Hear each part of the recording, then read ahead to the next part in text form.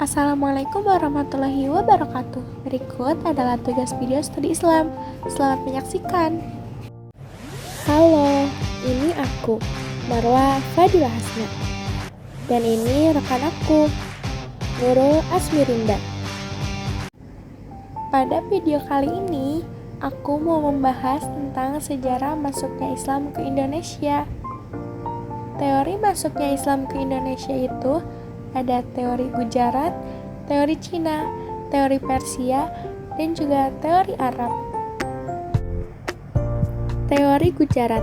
Teori Gujarat menyatakan bahwa Islam masuk ke Indonesia melalui perdagangan Gujarat, India pada abad ke-13 Masehi.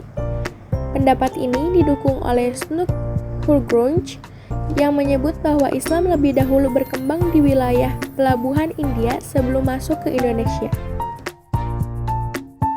Teori Cina. Teori Cina menyatakan bahwa Islam masuk ke Indonesia, khususnya Jawa, melalui para perantau Cina.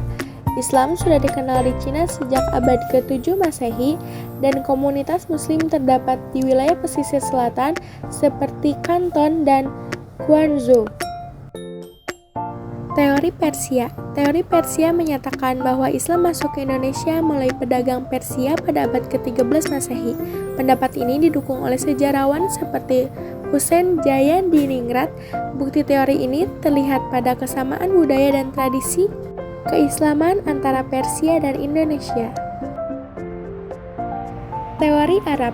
Teori Arab menyatakan bahwa Islam masuk ke Indonesia langsung dari Arab pada abad ke-7 Masehi dengan ditunjukkan bukti hubungan dagang antara pedagang Arab dan Nusantara sejak awal Hijriah. Selanjutnya, saluran yang mendukung masuknya Islam ke Indonesia. Jalur perdagangan. Islamisasi di Indonesia awalnya terjadi melalui perdagangan pada abad ke-7 sampai 16 Masehi. Pedagang muslim dari Arab, Persia, dan India menyebarkan Islam sambil berdagang, didukung letak strategis Indonesia dan keramahan penduduk. Jalur perkawinan terjadi ketika para pedagang muslim menikah dengan putri bangsawan lokal. Sebelum menikah, calon istri diminta memeluk Islam sehingga agama ini menyebar di kalangan elit. Jalur pendidikan yang dibuktikan dengan keberadaan pesantren seperti Giri Kedaton yang didirikan oleh Sunan Giri sebagai pusat pembelajaran agama.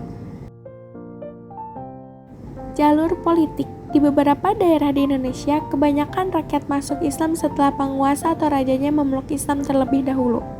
Pengaruh politik para raja dan penguasa tersebut sangat membantu tersebarnya Islam di Indonesia. Jalur seni budaya yang terkenal adalah pertunjukan wayang, di mana Sunan Kalijaga memainkan peran penting. Jalur tasawuf yang diajarkan oleh para sufi tasawuf menawarkan pendekatan mistik yang menekankan kedekatan langsung kepada Allah. Pembahasan selanjutnya yaitu tokoh yang berperan dalam masuknya Islam ke Indonesia. Sunan Gunung Jati. Sunan Gunung Jati adalah salah satu wali Songo yang berperan besar dalam penyebaran Islam di Cirebon dan sekitarnya. Sunan Kalijaga adalah salah satu wali Songo yang menyebarkan Islam di Jawa melalui pendekatan budaya seperti wayang kulit, gamelan, dan tembang Jawa. Sunan Bonang adalah wali Songo yang menyebarkan Islam di Jawa melalui seni dan budaya dengan menggunakan alat musik seperti bonang dan gamelan. Sunan Giri adalah wali Songo yang berperan besar dalam penyebaran Islam di Jawa Timur. Ia mendirikan pesantren Giri di Gresik sebagai pusat pendidikan Islam yang menghasilkan banyak ulama. Syekh Maulana Malik Ibrahim adalah wali Songo pertama yang berperan penting dalam penyebaran Islam di Indonesia, khususnya di Jawa. Ia mendirikan pesantren sebagai pusat pendidikan Islam yang memperkuat penyebaran ajaran Islam di kalangan masyarakat. Pembahasan selanjutnya, pengaruh Islam dalam kehidupan bermasyarakat, berbangsa, dan bernegara di Indonesia. Pengaruh dalam bermasyarakat.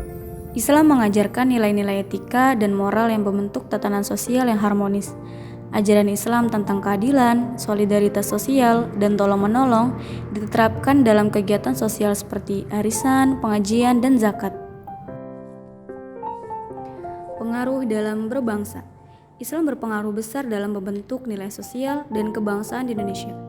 Islam memengaruhi sistem pemerintahan kerajaan seperti Demak dan menginspirasi tokoh-tokoh perjuangan seperti Ki Hajar Dewantara, serta mendukung toleransi dan Pancasila sebagai dasar negara.